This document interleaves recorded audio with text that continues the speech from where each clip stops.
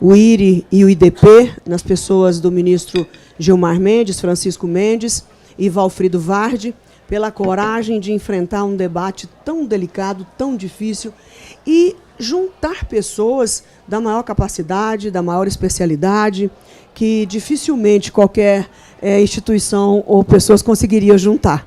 Bastante prestígio para trazer tanta gente do Brasil e fora do Brasil para nos ajudar a pensar sobre a segurança pública do nosso país. Nós agradecemos todos esses convidados, inclusive Dr. Ricardo Saad, que é diretor de investigação e de combate ao crime organizado e à corrupção. Ele é diretor de investigação da Polícia Federal aqui em Brasília. Ele coordena em nível nacional. E Henrique Moraes Gomes, que é diretor de marketing sênior da AEL Sistemas. Quero agradecer por trazerem a contribuição de vocês um pouco sobre a integração institucional das polícias e a cooperação público-privada. Nós estamos repetindo em todos os painéis a importância da união do público e o privado. Anteriormente, tivemos aqui a FEBRABAN, eu e o Marcel, falando justamente do avanço e a redução do crime organizado no assalto a bancos e aos caixas eletrônicos por uma parceria da polícia, das polícias e dos bancos. Funcionou, que foi uma beleza. Mais de 90% de diminuição de máquinas, de roubo a máquinas, e 84% de roubo a banco. Mas, em compensação, os crimes cibernéticos aumentaram, os crimes aumentaram 160%. É a vida, nada para, né? Nós temos que estar permanente e constantemente trabalhando. Bom, e aqui nós gostaríamos de ouvir de cada um de vocês. Já está o vídeo aí? Antes de passar, ele vai falar 10 minutos, e também o Ricardo, o Dr. Ricardo Saad, também vai falar. Então, fale livremente sobre o nosso tema, o que vocês nos trazem aqui para contribuir com esse trabalho tão maravilhoso que será compilado, todas essas propostas, sugestões, as coisas boas que estão acontecendo no país, quem está fazendo, aonde está fazendo, para que nós possamos ajudar o Brasil, através do governo, das instituições, do Congresso Nacional e também do Poder Judiciário. Então, eu passo a palavra para Henrique Moraes, da AEL Sistemas. Por favor, seus 10 minutos. Bom, boa tarde. É um prazer participar desse evento. Dr. Saad, senadora Kátia. Acho que é um evento muito importante. Eu vi várias das palestras que estão ocorrendo. Uma plateia interessante. Até entrou agora o doutor Daielo ali, que ele pode, inclusive, comentar o que é a cooperação público-privada, porque nós tivemos um projeto em conjunto na Polícia Federal. Eu sou diretor da AEL, da Elbit no Brasil. É uma empresa que atua na área de defesa. Nós temos 25 anos no Brasil. Somos fornecedores da FAB, do Exército Brasileiro e da Marinha Brasileira. Produzimos aviônicos e produzimos os vantes que hoje estão sendo utilizados pela FAB. É um exemplo de cooperação muito interessante. Acho que todos têm benefícios da presença e do trabalho da AEL no Brasil. Nós temos um vídeo que vai passar agora, que eu acho que é um exemplo do que nós fazemos e que podemos fazer em termos de proteção e combate ao crime organizado numa cooperação público-privada.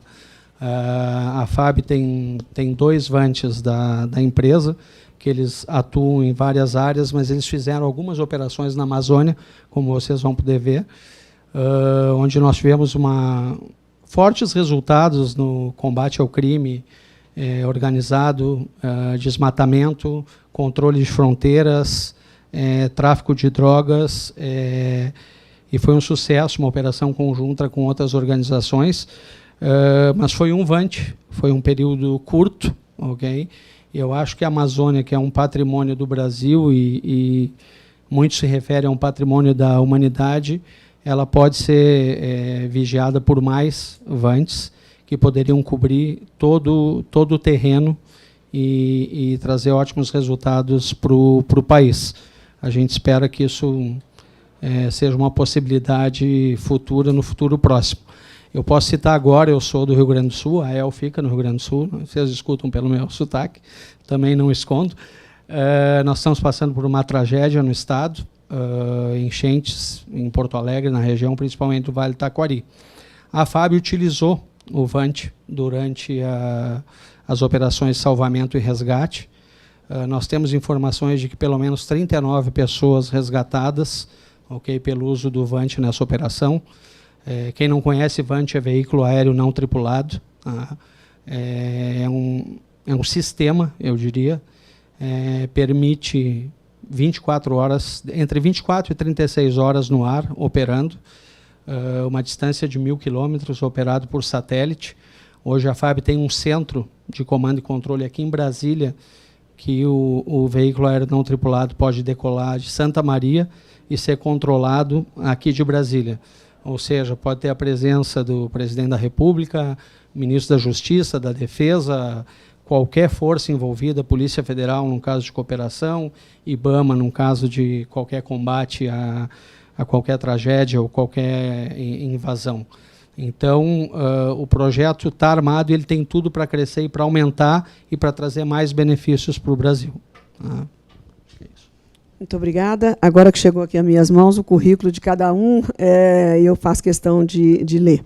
Henrique Gomes é executivo de marketing internacional com sólida experiência em planejamento estratégico, relações institucionais e gestão de marketing e vendas, com amplo conhecimento em tecnologia de defesa e militar, além de tecnologia agrícola e de ponta, com mais de 20 anos atuando em grandes empresas globais multinacionais, gerenciando vendas e marketing em toda a América Latina, especialmente no Brasil, com experiência também em outras regiões, como Europa, África e Ásia Oriental.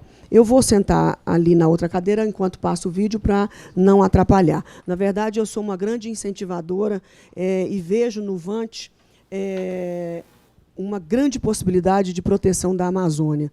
Eu consigo até visualizar o que um avião desse pode fazer trabalhando o período todo, completo, durante o ano inteiro. Né? Custa caro? Não sei se é caro para a Amazônia. Isso é o governo que tem que ver na licitação, o custo-benefício de uma proteção tão precisa na Amazônia que esse equipamento poderá fazer.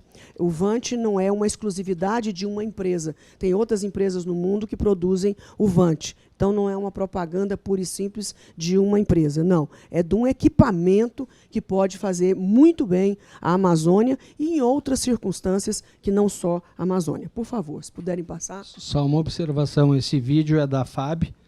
Ele está publicado no YouTube, então qualquer um que queira baixar, visualizar, compartilhar, está lá.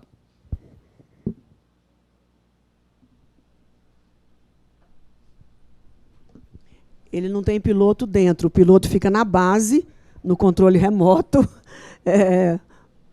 fazendo com que o VANT faça o seu trabalho. Mas tem piloto no chão. Ali está a estação de controle, né? É o Esquadrão Horus, que fica lá em Santa Maria. Vocês terem apoio à operação SAMAU. Com autonomia de até 30 horas, a ARC pode sobrevoar até 1.000 quilômetros sobre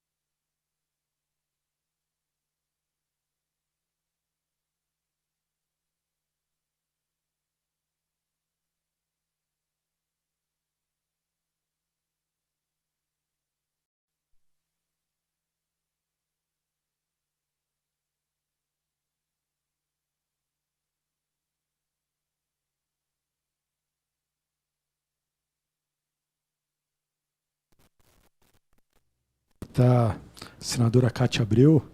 É um prazer estar aqui ao lado da senhora. Eu não sei se a senhora sabe, eu sou do interior de São Paulo, de uma cidadezinha chamada Vargem Grande do Sul, e minha família toda é do agronegócio.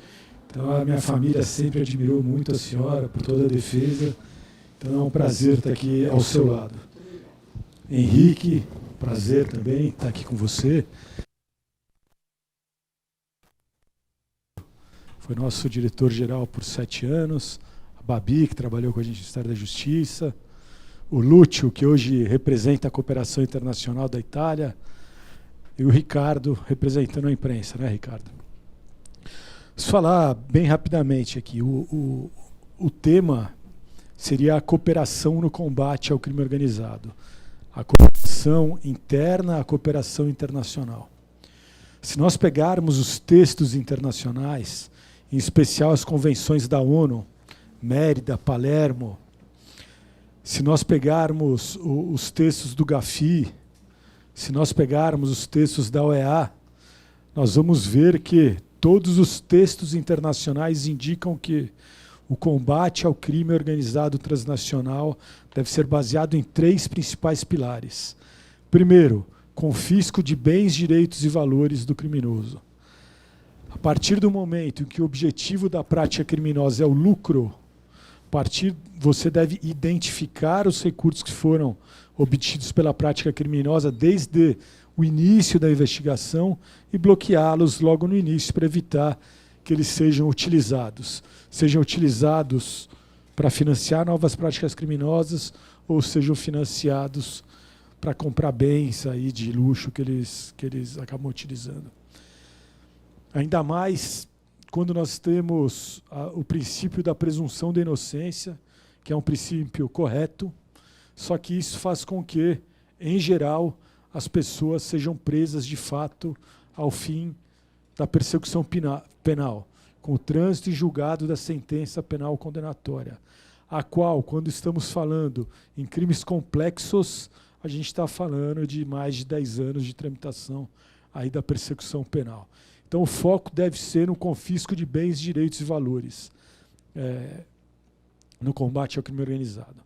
Em relação à cooperação internacional, que o Lúcio está aqui, e é um dos grandes parceiros que a Polícia Federal tem hoje. Principalmente a partir da década de 80, nós tivemos a abertura do mundo. A globalização ela se fortaleceu, ela acelerou.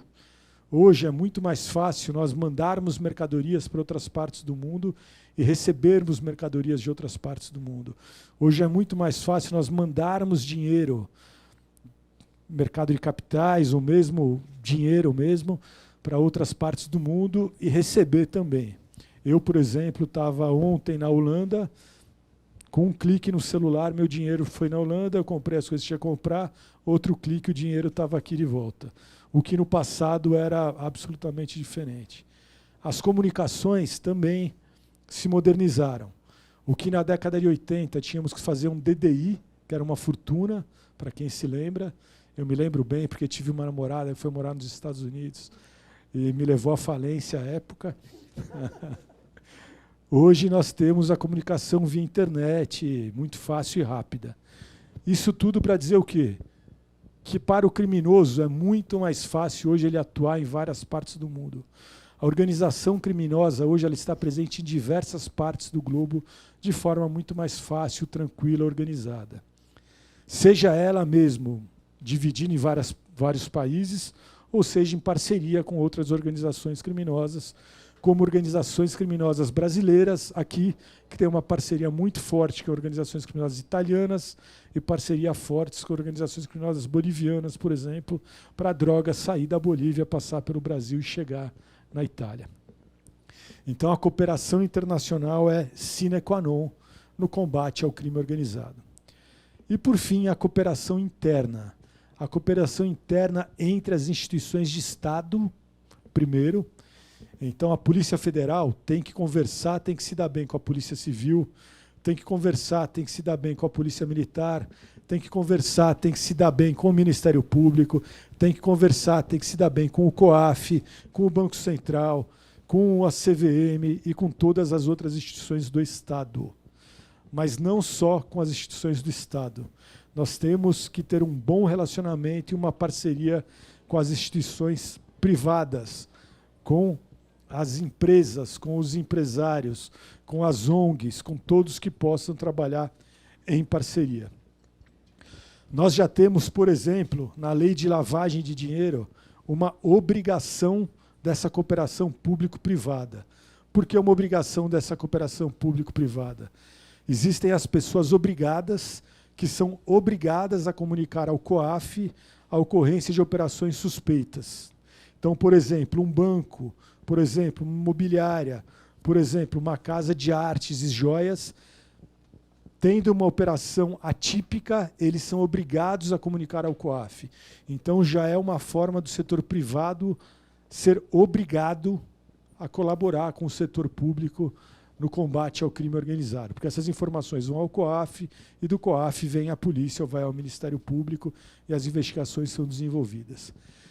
Nós temos também a cooperação feita, por exemplo, através da ENCLA, Estratégia Nacional de Combate à Corrupção e à Lavagem de Dinheiro, onde diversas instituições públicas e algumas instituições privadas, dentre as quais a FEBRABAN, que a senadora citou agora há pouco, nós nos reunimos todos os anos para discutir os problemas que o Brasil tem no combate à corrupção e à lavagem. Estabelecemos grupo de trabalho para trabalhar o ano inteiro e apresentar a solução no fim do ano. Ninguém é obrigado a estar presente na ENCLA. Todos que estão na ENCLA estão porque querem. E os resultados são os mais positivos. A cooperação existente hoje entre o Estado, por exemplo, e o setor bancário é uma cooperação excepcional quando nós estamos falando, por exemplo, no combate à lavagem de dinheiro. Nós temos a cooperação também mais pontual. Nos reunimos há pouco tempo com o setor de transporte de mercadorias para entender como que poderíamos trabalhar em conjunto, porque o roubo de cargas no Brasil, infelizmente, tem crescido. E o roubo de cargas no Brasil e outras práticas criminosas são extremamente danosas à economia do país. Por quê? Aumenta o custo do Brasil. Por que aumenta o custo do Brasil? Aumentou o valor do seguro, aumentou o valor da segurança, aumentou uma série de custos que acabam aumentando o custo do Brasil, que acaba tirando a competitividade das empresas nacionais. Então, nós temos que entender como que nós podemos trabalhar em conjunto para que diminua a atuação do crime organizado e o próprio setor privado também não seja prejudicado. Nós temos tido isso como uma das nossas diretrizes esse último ano. Nos reunimos já com o setor privado em 3 ou 4 oportunidades. Estamos estudando a melhor forma de atuar. Em alguns casos, já com atuação corrente, já com casos em andamento, e outros ainda amadurecendo a melhor forma de cooperação. Teria várias outras coisas a falar, e eu começo a falar, não paro, mas eu vou me controlar aqui, senadora. Tá, nós vamos ter mais tempo. Muitíssimo obrigada. Eu anotei uma opção de coisa aqui, que nós não tínhamos falado ontem.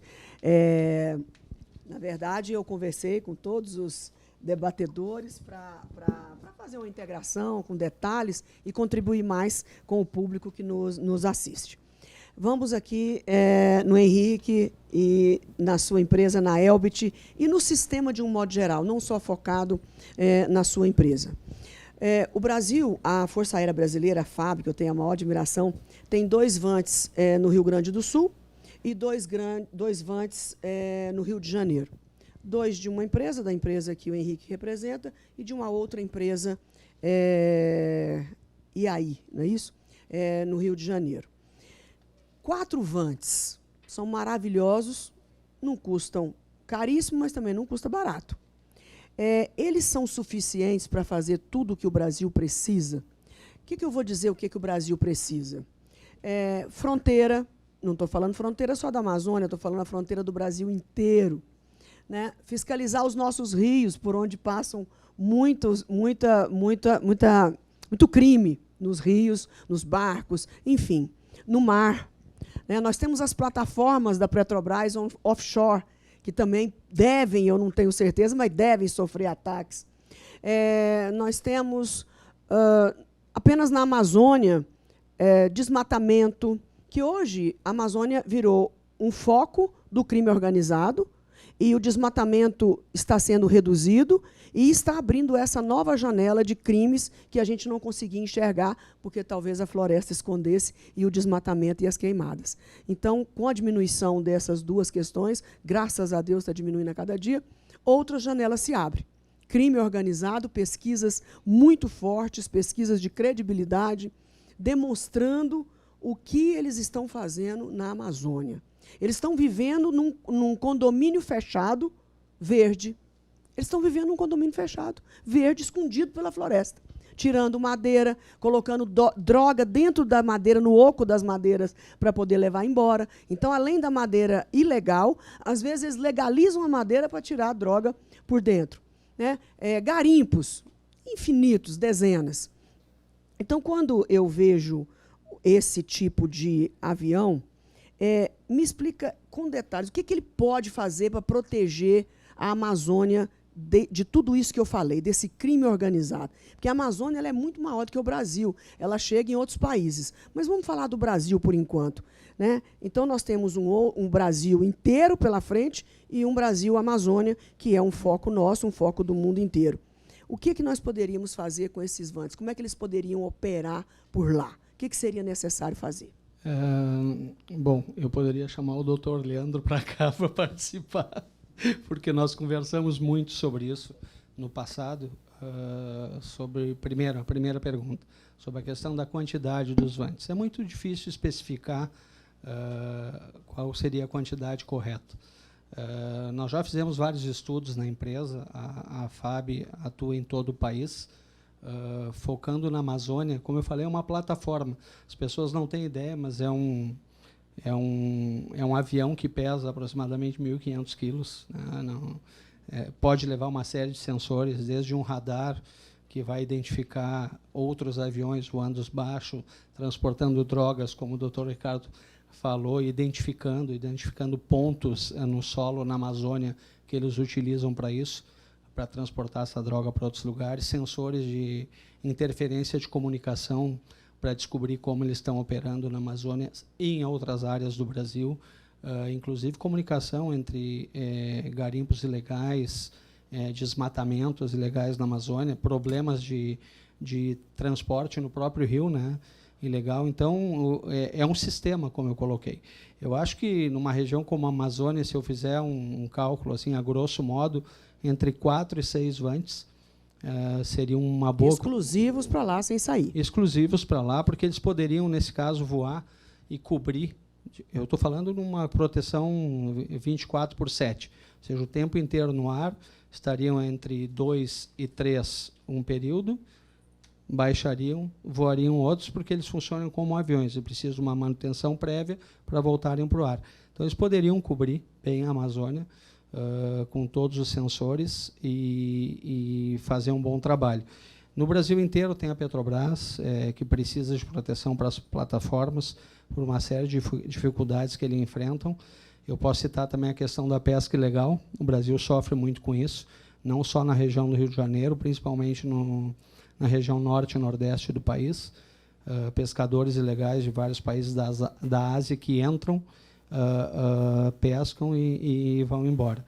Então, definir uma quantidade fica difícil, mas eu acho que, focando na Amazônia, eu acho que 6 vantes, 4 vantes com 2 ou 3 estações seriam suficiente. E a questão da parceria público-privada, isso seria possível com qualquer empresa, em cooperação com a FAB, em cooperação com outras agências que atuam na região, implementar esse tipo de projeto.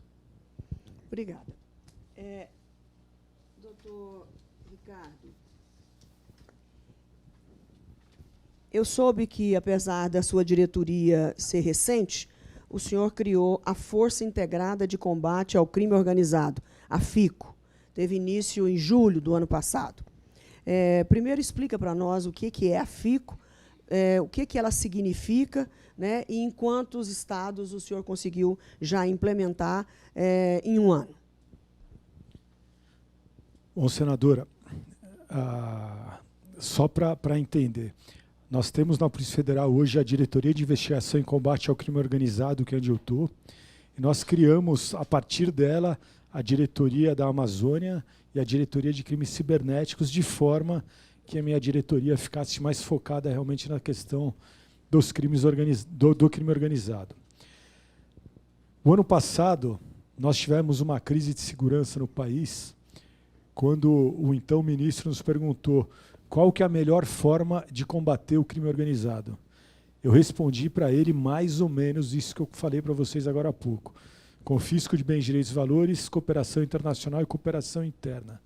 Em termos práticos, como que nós podemos fazer essa cooperação interna para falar de violência, de fato, para falar de facções criminosas? Fazendo com que a Polícia Federal, as polícias estaduais, as polícias penais e outros órgãos pudessem sentar juntos e trabalhar juntos no combate ao crime organizado. Então, nós desenvolvemos o conceito da FICO, Força Integrada de Combate ao Crime Organizado. Então, hoje, em todos os estados da federação já estão constituídas as FICOs, pelo menos uma por estado, em que sentam no mesmo ambiente todas as forças policiais federais e estaduais. Juntas, percebem quais são os principais problemas relacionados à criminalidade organizada violenta aqui no nosso estado. Os problemas são esses.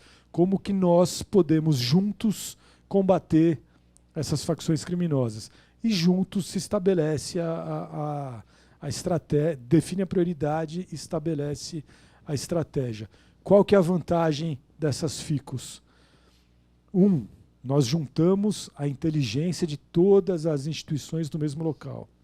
A Polícia Federal está presente em todo o país, é verdade. Só que nós temos conhecimento de parte do que acontece em cada estado. A Polícia Militar tem conhecimento de outra parte. A Polícia Civil de outra parte. A Receita Federal de outra parte. A partir do momento que todos estão sentados na mesma sala, com o mesmo objetivo de combater a criminalidade, nós trocamos informações, nós acessamos os bancos de dados de todas as instituições e nós passamos a ter uma atuação muito mais profissional e muito mais eficiente. Nós já tivemos vários resultados extremamente positivos. As FICOs, como a senhora colocou, elas foram criadas, desenvolvidas a partir de julho do ano passado. Em alguns estados, como por exemplo no estado do Ceará, no estado de Goiás, nós estamos com as FICOs mais desenvolvidas. Em outros locais a gente ainda está conseguindo trazer as outras forças de segurança para participarem da FICO, porque não é uma obrigação. Nós estamos permitindo que todas as forças de segurança sentem com a Polícia Federal para que juntos a gente possa combater o crime organizado. Em quais estados está fluindo já integralmente a FICO? Quais estados elas estão no máximo?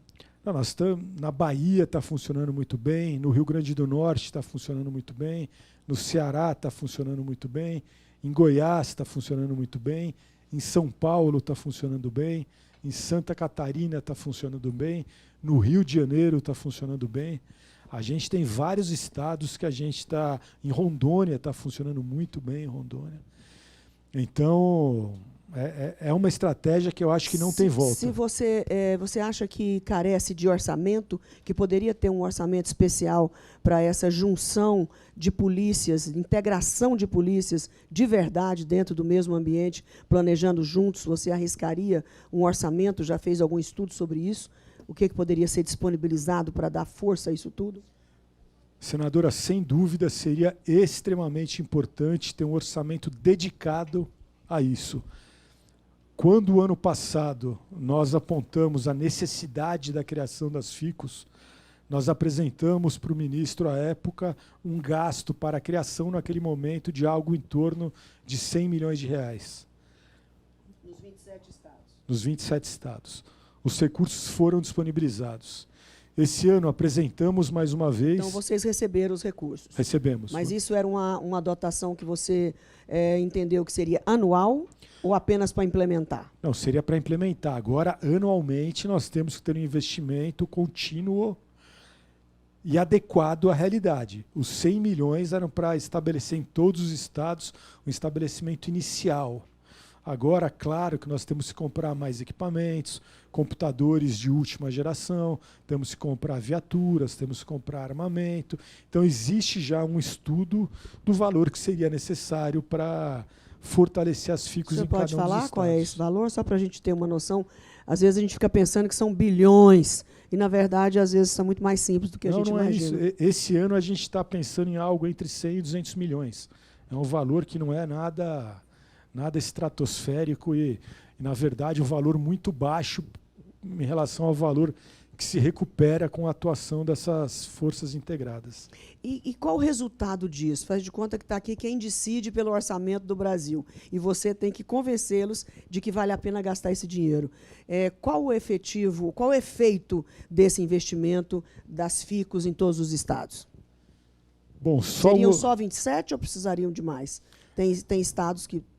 Não, existem estados que a gente já criou mais de uma força integrada. Por exemplo, em Pernambuco, nós temos 2. No Rio Grande do Norte, nós temos 2. Na Bahia, nós temos 2. Em São Paulo, nós temos 1, mas estamos criando a 2ª agora. Depende, são bases, não são bases definitivas. São, assim, todos os estados têm que ter uma base central e as outras bases sendo abertas a depender da necessidade do momento, de como a facção criminosa está atuando naquele momento, naquele estado. Então, vamos lá arriscar. Implementado, você teve 100 milhões, você vai ter de 100 a 200 por ano. Qual o reflexo disso no resultado dos números da segurança pública? Para que as pessoas se sintam seguras. Agora vai. Bom, vamos primeiro falar aquilo que eu falei no começo da apresentação, a questão da descapitalização da organização criminosa. Só o ano passado, através das FICOS e dos GISES, que são grupos aí puro sangue da Polícia Federal, nós tiramos da mão dos criminosos aproximadamente 2,6 bilhões de reais. Então, com um orçamento de aproximadamente 100 milhões, nós tiramos 2,6 bilhões de reais, que são recursos que estavam sendo utilizados pelo crime organizado. Houve a diminuição do número de homicídios em alguns locais. Houve uma melhora da sensação de segurança. Porque tem uma coisa, senadora, que a gente conversou e eu vim pensando muito sobre isso no voo de ontem, que passei o dia inteiro ontem voando da Holanda para o Brasil, a questão da sensação de segurança. É uma coisa... Lá na Europa, que é um local tido como um local seguro, tido como um local com uma sensação de segurança ok, tranquila, isso já tem mudado também. Lá na Holanda, sabia dessa, Leandro? Nossa oficial de ligação foi furtada. Entraram na casa dela, levaram computador, carteira e outras coisas. Ontem, no avião, o colega da Bélgica do meu lado estava desesperado porque na estação de trem em Bruxelas levaram o computador e levaram a carteira dele. E isso tem se tornado algo... E no Brasil, infelizmente, a sensação que nós temos em alguns locais é algo que não é o mais agradável, né? E nessa integração das polícias, tão falada para todo lado, aparentemente, parece que é simples, né? E precisa da vontade política, não a política partidária, mas a vontade política das polícias locais, estaduais, ou o governador do estado que tem que integrar e pedir para fazer e querer fazer. Como é que funciona isso? Bom, senadora, acho que o comando das polícias estaduais vem a partir dos respectivos governadores, né? Uma vez dada a ordem pelo governador para que as polícias estaduais integrem essas forças integradas, essa integração torna-se muito mais fácil. Por outro lado, se eventualmente um governador, por qualquer motivo que seja, orienta as polícias a não participar da FICO, a integração se torna muito mais difícil. E um governador, talvez ele até queira combater o crime organizado, talvez ele tenha um pouco de medo de combate à corrupção, né? Então, eu acho que isso é um alerta para quem não quer montar um equipamento desse, um agrupamento desse, que só vem trazer benefício à população, tem que se desconfiar de alguma coisa. Eu acredito que a grande maioria, eu tenho repetido várias vezes, a grande maioria, nós estamos com uma leva de governadores muito boas no país. era diferente num passado recente. Hoje nós estamos com muitos governadores bons. É uma minoria que ainda temos dificuldades, mas isso vai melhorando. Então, ok, a informação é tudo. Compartilhar a informação é tudo. Ter e compartilhar a informação são condições sine qua non para um eficiente combate ao crime organizado. E as FICOs, uma outra grande vantagem da FICO, falando-se em questão de informação, é que hoje, como nós temos as FICOs em todos os estados, a Polícia Federal consegue centralizar aqui em Brasília as informações de cada um desses estados para construir a big picture da criminalidade no Brasil e para poder definir de forma muito mais eficiente a distribuição dos recursos. As FICOs só não estão totalmente completas nos estados, mas em alguns, sim, estão completas e outras precisando a integração ainda complementar. É isso. Ok. Henrique, agora é sua vez de convencer a população que nós temos que investir nos VANTs. Eu gosto de chamar a população do excelência o senhor contribuinte.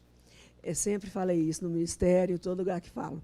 Então, o que o senhor tem a dizer à excelência e o contribuinte brasileiro, que ele deverá investir aí, igual como na polícia, 100 milhões em 100 VANTs, em 6 VANTs? O que ele vai dar de retorno para a Amazônia? Em que nível de proteção nós teremos? E como é que funciona isso? Esse avião está lá, funciona tudo eletrônico, tem um piloto aqui de baixo, uma central, eu imagino, e aí vem as informações em tempo real. O que faz com essas informações para andar logo e fazer as coisas acontecerem? Ok, eu vou aproveitar, vou pegar carona no que o Dr. Sade finalizou ali. Questão de informação, inteligência e compartilhamento de informação. Uma operação conjunta entre as forças é uma coisa que a Polícia Federal conhece, ação conjunta com Polícia Rodoviária Federal, IBAMA, FAB, já participamos de várias, inclusive com os VANTs. Tu vai precisar de uma ação, digamos, se for uma operação de ação imediata, tu vai precisar de alguém no solo, no rio. Normalmente é a Polícia Federal que entra como parceira da FAB, porque não é função constitucional da Força Aérea. Então, é inteligência, compartilhamento de informação. Isso acontece hoje, até o próprio brigadeiro ali, quando apresentou o vídeo, disse que tem outras organizações que participam lá no COMAI desse centro. Tá? Então, o que é que isso faria? Isso poderia diminuir o desmatamento na Amazônia. Eu não preciso explicar qual é o resultado disso. Inibiria o tráfico de drogas e a criminalidade, uma coisa que a Polícia Federal conhece bem, sabe que os resultados, a partir do momento que tu coloca um VANT, ou 6 VANTs, digamos, no ar, 24 horas voando, são sensores que não emitem ruído, não emitem sinal, tu consegue controlar uma grande área com imagens de satélite, de câmeras, interferências em comunicações. Isso bem coordenado pode trazer um efeito sensacional para a Amazônia e para toda a população que vive na região e no Brasil. Como nós estamos falando da questão de parceria público-privado, a gente sabe que já existem alguns casos de sucesso no Brasil, mas mais na área de presídios, Minas Gerais, Rio Grande do Sul. Acho que o governo atual aprovou alguns decretos que está ampliando e facilitando essa implementação. Isso pode ser estendido para, por exemplo, a questão dos VANTs. Existe já uma experiência, tanto da empresa quanto das organizações nessa área. Então, eu acho que o benefício é imenso, não só para a Amazônia, como para qualquer área fronteiriça, okay, ou de inibição de qualquer atividade ilegal no país. Muito obrigada. Só para a gente ter um parâmetro, porque são tantos milhões e bilhões nesse mundo, para nós termos uma efetividade nas FICOs, vamos imaginar 100, 150 milhões por ano. Isso, diante do orçamento, é muito para nós, individualmente, é um dinheirão. Mas, para o orçamento da União, eu garanto a vocês que é um dinheiro pequeno. Então, para fazer isso no Brasil inteiro, será que não vale a pena essa integração, até mesmo como uma determinação nacional, e não só o bel prazer daqueles que não estão interessados em segurança pública? Por isso que eu sou super a favor de nós levarmos o SUSP para a Constituição Federal. Nós precisamos ter esse enforcement, essa condição de um ministro, que, se Deus quiser, terá um ministro da Segurança Pública, eu sou a favor, a saúde, a educação, a ação social, todo mundo tem ministério. Por que a Segurança Pública não pode ter o seu próprio ministério, como defende o ex-ministro Jugman, que é um especialista na área, né? Quanto ministério tem no país, em todos os governos? O da Segurança Pública seria muito bem-vindo, principalmente nesse momento em que nós estamos vivendo.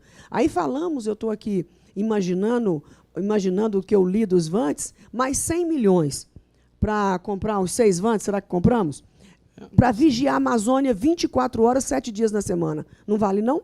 Quanto custa cada metro quadrado retirado da Amazônia de ouro, de todo quanto é mineral, desmatamento, fogo, roubo de madeira? Faz o custo-benefício disso.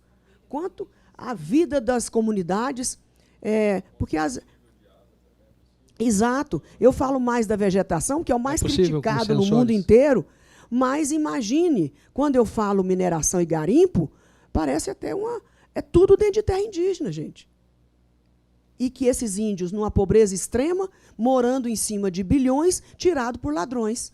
Nós precisamos de regularizar, como faz o Canadá, como faz o mundo inteiro, e os índios ganharem royalty e fazer a coisa oficial, a coisa aos olhos do poder público e da sociedade. Está tirando ouro lá nos Yanomamis? Quanto que eles estão ganhando? Como é que é o negócio aqui? Como é que as coisas estão indo? Estão fazendo as coisas bem feitas? Os índios estão felizes e contentes? Nós compramos, gente, para vocês terem uma ideia, diretor, nós importamos 38% do fertilizante potássio do Canadá. Adivinha de onde? Onde tira esse potássio no Canadá? São bilhões por ano que o Brasil importa de uma reserva indígena no Canadá. Eles criaram uma empresa, eles exploram o minério e eles que ganham o dinheiro. Fizeram já um contrato de 20 anos com a Índia agora, para ver o nível que estão. E nós, brasileiros, produtores rurais, pagamos royalties aos índios canadenses e não podemos pagar para os nossos. É lindo isso, né? Muita hipocrisia. Mas, então, se vocês acham que ele convenceu sobre o gasto, isso não é dinheiro, gente. Não é dinheiro. O orçamento do Ministério da Agricultura anual, no último ano que eu saí, eram 11 bilhões de reais o orçamento do Ministério da Agricultura. Eu estou falando de pessoal e estrutura, tá? Não estou falando de plano safra. Tira isso. Então, só no Ministério da Agricultura, na sede, nós temos 2.700 funcionários. Então, ele inteiro custa 11 bi. Nós estamos falando aqui de quanto? 200, 100 aqui é para pelo menos 50 anos, dura esses Vantes. E aqui é por ano, para manter a segurança do país. Isso não é dinheiro, gente. Isso não é dinheiro para o orçamento. É dinheiro para nós individualmente, muito. Não sei nem quanto é que é um tanto de dinheiro desse.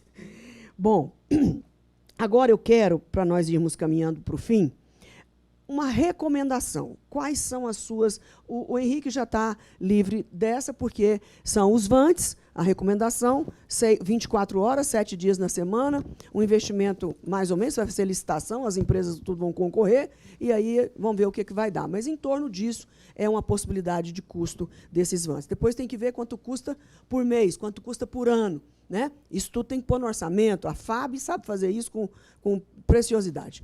Agora, vamos aqui. Quais são as suas recomendações principais?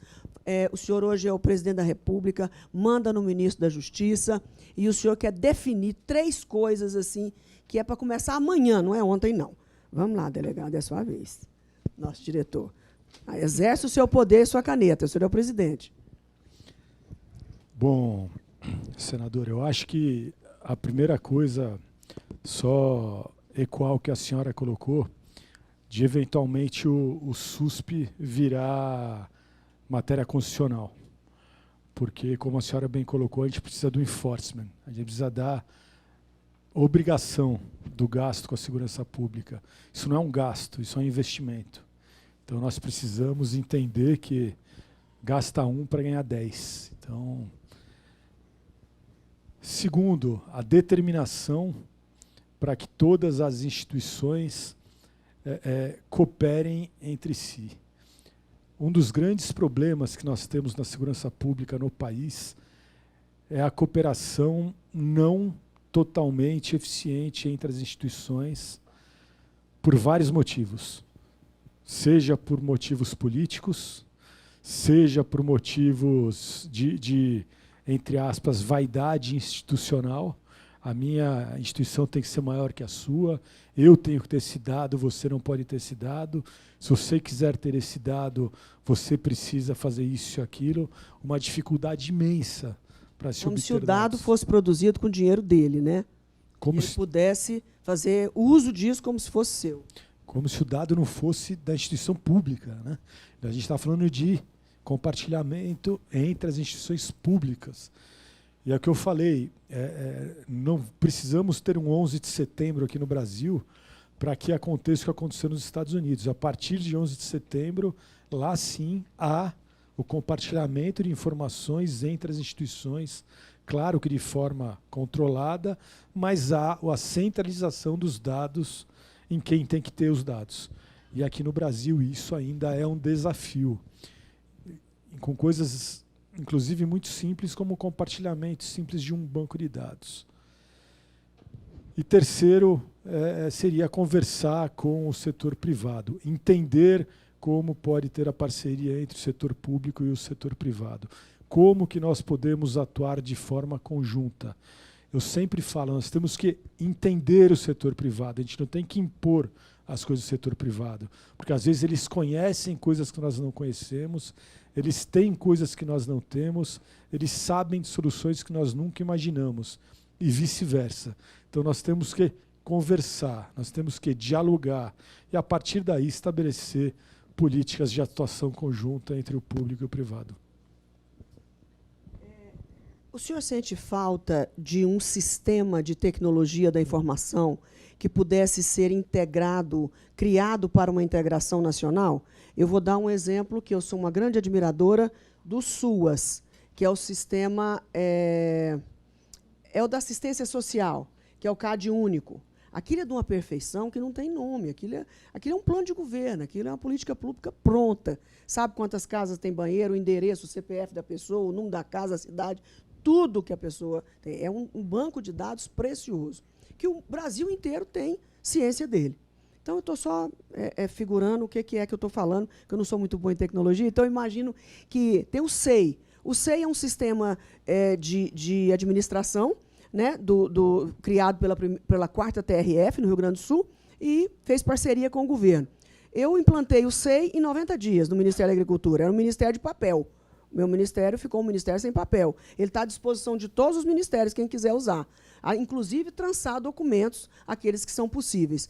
E com vocês, não precisava de um sistema patrocinado pelo SERPRO, pelo Ministério da Justiça, um investimento para que esse sistema fosse nacional e que todos ali depositassem obrigatoriamente as informações, entrando no governo, saindo do governo, se é A, se é B, se é C, não importa, esse banco de dados é do povo brasileiro, porque cada um que está ganhando ali é dinheiro do povo brasileiro. E eu falo isso, não ofendendo ninguém não, porque hoje eu não sou mais parlamentar e não recebo do governo, infelizmente.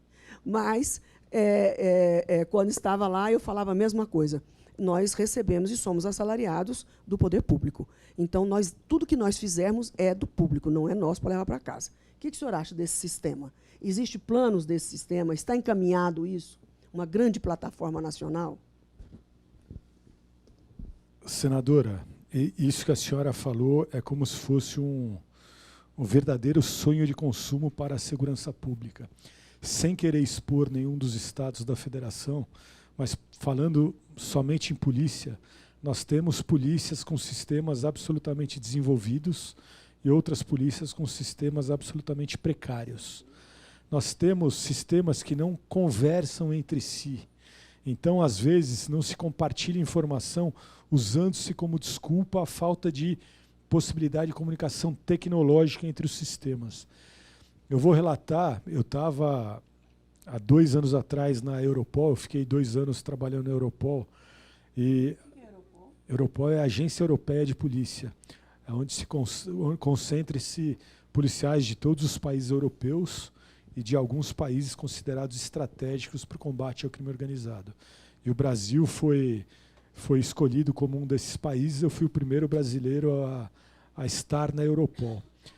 E lá da Europol, nós estávamos fazendo algumas investigações referentes ao tráfico de drogas, oriundos, obviamente, dos países da América do Sul, passando pelo Brasil e indo pela Europa. E um determinado caso, eu entrei em contato com os colegas da Polícia Federal para saber do determinado alvo, eles me passaram algumas informações. Uma semana depois, eles descobriram que o Estado X também tinha uma investigação. Mas uma semana depois, o Estado Y. Mas 3 semanas depois, o Estado Z.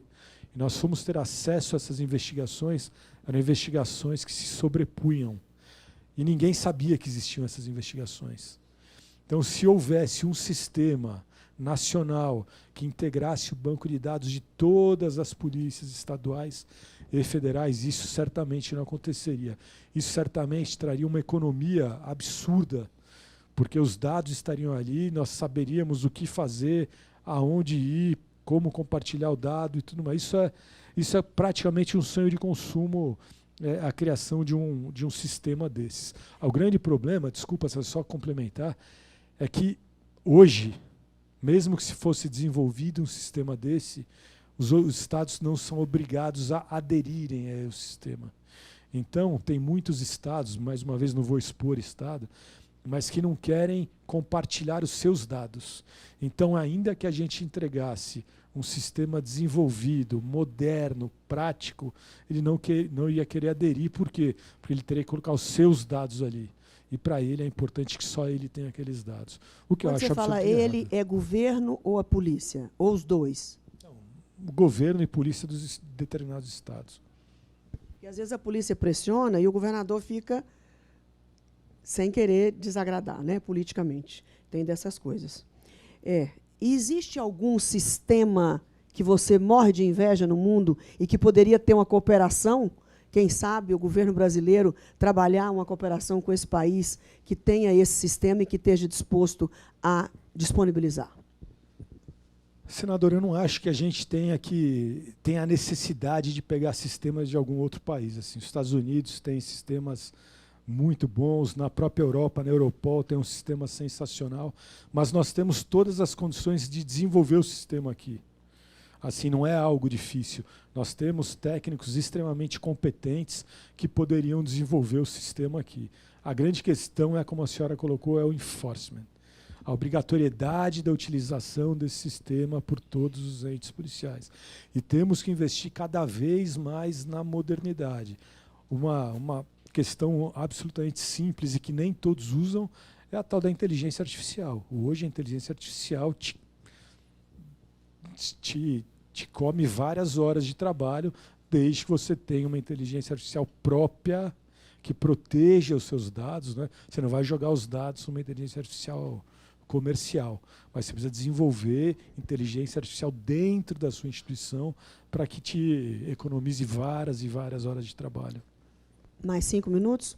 Só para dar uma informação importante, nós tivemos uma reunião anteontem no Senado com o relator, senador Eduardo Gomes, da inteligência artificial. E está bem adiantado, vai acontecer essa semana uma audiência pública geral no plenário do Senado e depois vai vir para votação essa regulamentação. A tendência do Senado não é ter uma central, um órgão único para regular a inteligência artificial. É usar todas as agências reguladoras com um comitê central onde todas participam para não tolher a tecnologia, a criatividade de cada ministério, de cada órgão. Eu acho que essa é a tendência que eu senti do relator, da sua equipe, de alguns colegas, ex-colegas senadores que eu ouvi. Bom, então, vimos aqui a recomendação de cada um. Eu queria, então, dar, como eu tenho 5, vou dar 2 minutos para cada um encerrar e deixar aqui o seu comercial daquilo que estão querendo, né? Convencendo aí a excelência, o contribuinte. Vamos lá. 2 minutos, Henrique. Eu acho que, o primeiro lugar, o principal nessa questão de cooperação público-privada são os benefícios que a área pública pode obter. Nós temos experiência que nós mandamos engenheiros que passam 1, 2 anos no exterior, adquirem conhecimento, voltam para o Brasil e aplicam esse conhecimento na empresa e depois em órgãos prestando serviços para organizações brasileiras.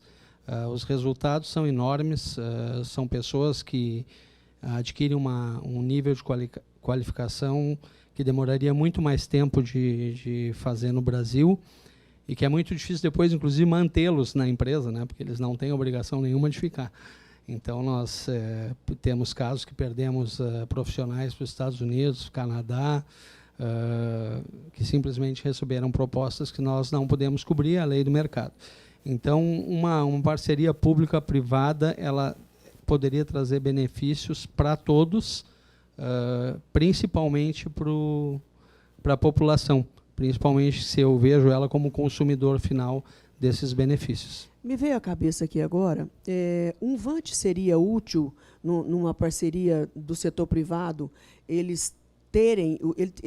teria utilidade para monitorar as represas, não é represa que chama, as barragens. Seria útil para monitorar a barragem Sem dúvida, que está com problema? Sem dúvida. Eu pensei nisso agora. Os mesmos sensores que hoje são aplicados com helicópteros ou aeronaves poderiam ser implementados em VANTs, passariam muito mais tempo no ar e teriam condições de adquirir muito mais informações e dados, ok, do que uma aeronave que passa algumas horas, um helicóptero 2 horas tem que voltar a trocar a equipe, abastecer, etc. Então, só para você já ter uma ideia aí na cabeça, todas as empresas que fabricam e comercializam VANTs, são 900 represas. Não é represa não, o que foi que vocês falaram? 900 barragens, que da roça a gente fala represa, 900 barragens e metade delas em Minas Gerais. Então, é um possível cliente aí para vocês. Okay. Bom, e agora você, doutor Ricardo, seus 2 minutos, por favor. Os 2 minutos são só para agradecer, só parabenizar o ministro Gilmar, o Chico, né? O Chico Mendes, o Valfrido pela organização, Valfrido e toda a equipe pela organização do evento. Dizer que foi um prazer enorme conhecer a senhora. Como a senhora, eu sou da roça também, e nós que somos da roça, nós nos encontramos, né? Em relação à segurança pública, a gente precisa entender que a segurança pública é um problema de todos. Primeiro, obviamente, os problemas de segurança pública não são só problemas de segurança pública. Eles vêm de problemas sociais, né? Se nós tivéssemos menos problemas sociais, nós teríamos menos problemas de segurança pública. Então, nós temos que trabalhar em conjunto as questões sociais e as questões de segurança pública. E ter uma segurança pública firme, eficiente, forte, ela é boa para tudo e para todos. Quem de vocês aqui tem filho? Quem deixa o filho tranquilo? Quem fica tranquilo quando o filho sai à noite para ir para uma festa? Quem vai num hospital e pega aquela fila enorme? Por quê? Porque dinheiro foi desviado e recursos que seriam aplicados naquele hospital não foram. Naquele hospital não, no sistema de saúde como um todo.